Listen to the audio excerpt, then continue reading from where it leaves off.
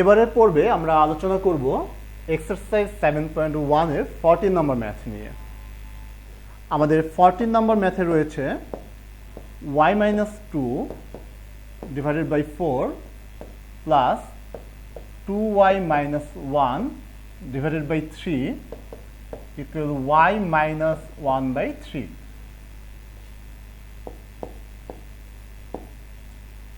খেয়াল করো বন্ধুরা, এখানে ভেরিয়েবল হচ্ছে y, সেজন্য আমরা যেটা করব সবগুলো y কে এক পাশে রাখবো। তো এজন্য আমরা y - 2 divided by 4 2y - 1 divided by 3, right সাইডে যে y ছিল সেই yটাকে আমরা লেফট সাইডে নিয়ে আসবো, তাহলে হয়ে যাবে -y, আর রাইট সাইডে থাকবে -1/3। এটা আমরা কোন ল অ্যাপ্লাই করলাম? এখানে ট্রান্সপোজিশন ল, সেই জন্য আমরা এখানে লিখে দিব বাই ট্রান্সপোজিশন ল। এবার আমরা যেটা করব যে সবগুলো ডেনোমিনেটরে এলসিএম বের করব। আমরা ফার্স্ট ফ্র্যাকশনে দেখতে পাচ্ছি যে ডেনোমিনেটর হচ্ছে 4, সেকেন্ড ফ্র্যাকশনে ডেনোমিনেটর 3, এবং থার্ড ফ্র্যাকশনে অর্থাৎ y এর নিচে কোনো কিছুই নেই, সেই জন্য সেখানে ডেনোমিনেটর হচ্ছে 1। তাহলে 4, 3 এবং 1 এর এলসিএম কত? 4, 3 এবং 1 এর এলসিএম হচ্ছে 12। আমরা এখন লিখব 12। এবারে নিয়ম অনুযায়ী আমরা 4 দিয়ে এলসিএমকে ডেনোমিনেটর দিয়ে এলসিএমকে ডিভাইড দেব এবং নিউমারেটর দিয়ে মাল্টিপ্লাই করব। তো 4 দিয়ে যদি 12কে ডিভাইড দেই হয় 3, এই 3 দিয়ে আমরা মাল্টিপ্লাই করব y - 2 কে, প্লাস 3 দিয়ে যদি 12কে ডিভাইড দেই তাহলে 4, এই 4 দিয়ে মাল্টিপ্লাই করব 2y - 1 কে, তারপর রয়েছে মাইনাস, সেই জন্য আমরা মাইনাস বসাবো। এরপর y এর নিচে রয়েছে 1 দিয়ে যদি 12কে ডিভাইড দেই তাহলে হবে 12 দিয়ে y কে মাল্টিপ্লাই করলে 12y ইকুয়াল -1/3, বা সরি অর এখন 3 দিয়ে যদি মাল্টিপ্লাই করি, 3 দিয়ে y কে মাল্টিপ্লাই করলে 3y, 3 দিয়ে -2 কে মাল্টিপ্লাই করলে -6, প্লাস সাইন রয়েছে সেজন্য প্লাস সাইন দিলাম। 4 দিয়ে 2y কে মাল্টিপ্লাই করলে 8y, 4 দিয়ে -1 কে মাল্টিপ্লাই করলে -4, তারপর রয়েছে -12y, আর নিচে 12 ইকুয়াল -1/3। এবারে লেফট সাইডে ডেনোমিনেটর হচ্ছে 12। এখানে খেয়াল করো, এখানে রয়েছে 3y প্লাস 8y 11y।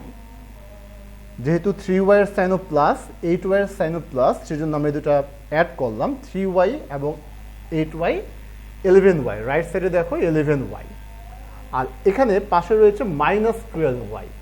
তাহলে 11y - 12y একসাথে যদি আমরা অ্যাড করি কি হবে? -y, সেজন্য আমরা এখানে বসালাম -y। আর এখানে রয়েছে -6 -4, যেহেতু দুটোর সাইনই মাইনাস সেজন্য আমরা দুটোই প্লাস করব।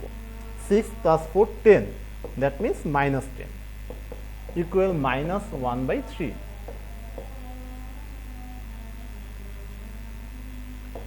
এবারে আমরা যদি লেফট সাইডে মাইনাস কমন নিই তাহলে কি হবে? y, যেহেতু বাইরে মাইনাস নিয়েছি এখানে মাইনাস সাইনটি প্লাস হয়ে যাবে, +10, আর নিচে 12 ইকুয়াল -1/3। আমরা এখন বোথ সাইডকে মাইনাস দিয়ে মাল্টিপ্লাই করব। কেন মাইনাস দিয়ে মাল্টিপ্লাই করব? কারণ আমাদের এই মাইনাস সাইনটাকে ক্যান্সেল করতে হবে, সেজন্য আমরা লিখব -y + 10 divided by 12 into -1 equal -1/3 into -1। এখানে আমরা সাইড নোট দেব, মাল্টিপ্লাইং বোথ সাইড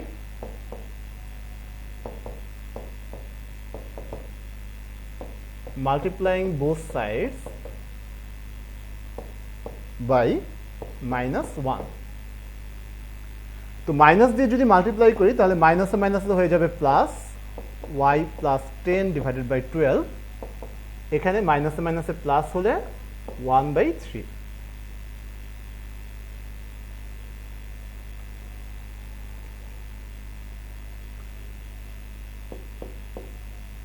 এবারে আমরা যদি ক্রস মাল্টিপ্লিকেশন করি লক্ষ্য করো ক্রস মাল্টিপ্লিকেশন করলে কি হয়, লেফট সাইডের নিউমারেটরের সাথে রাইট সাইডের ডেনোমিনেটর এবং রাইট সাইডের ডেনোমিনেটরের সাথে লেফট সাইডের নিউমারেটর মাল্টিপ্লাই করব, তাহলে হবে 3 into y plus 10 equal 12 into 1 12।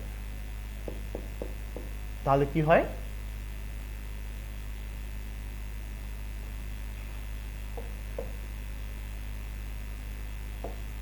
লক্ষ্য করো তাহলে 3 দিয়ে যদি এখন মাল্টিপ্লাই করি 3y প্লাস 30 ইকুয়াল 12। এবারে 3y ইকুয়াল 12, এই প্লাস 30কে যদি আমরা রাইট সাইডে নিয়ে যাই তাহলে কি হবে মাইনাস 30। এটা কোন ল অনুসারে, ট্রান্সপোজিশন ল, সেজন্য আমরা লিখে দেব বাই ট্রান্সপোজিশন ল। তো 3y থেকে যদি 12 থেকে যদি 30 মাইনাস করি, 12 থেকে 30 মাইনাস করা যাবে না, 30 থেকে যদি 12 মাইনাস করি তাহলে 18, যেহেতু গ্রেটার সাইন মাইনাস সেজন্য আমরা মাইনাস সাইন ইউজ করব। তাহলে কি হবে 3y divided by 3 equal minus 18 divided by 3। আমরা বোথ সাইডকে 3 দিয়ে ডিভাইড করলাম, আমরা লিখব ডিভাইডিং বোথ সাইডস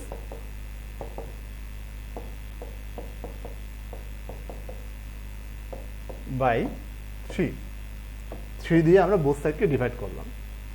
এবারে 3 দিয়ে যদি 3 কে ডিভাইড করি তাহলে হবে 1, দ্যাট মিন্স y, আর 18 কে 3 দিয়ে ডিভাইড করলে 6, দ্যাট মিন্স মাইনাস 6। তাহলে আমাদের সলিউশন কত, আমাদের সলিউশন হচ্ছে y ইকুয়াল মাইনাস 6। তো এই হচ্ছে মোটামুটি এই অঙ্কটির সলিউশন। আমি আশা করি তোমরা খুব ভালোভাবে এই ম্যাথটি বুঝতে পেরেছ। শুধু বুঝলেই হবে না, ম্যাথটি কিন্তু খাতায় খুব বেশি বেশি করে প্র্যাকটিস করতে হবে। যত বেশি প্র্যাকটিস করবে তত বেশি ম্যাথ ভালো পারবে। ধন্যবাদ সবাইকে।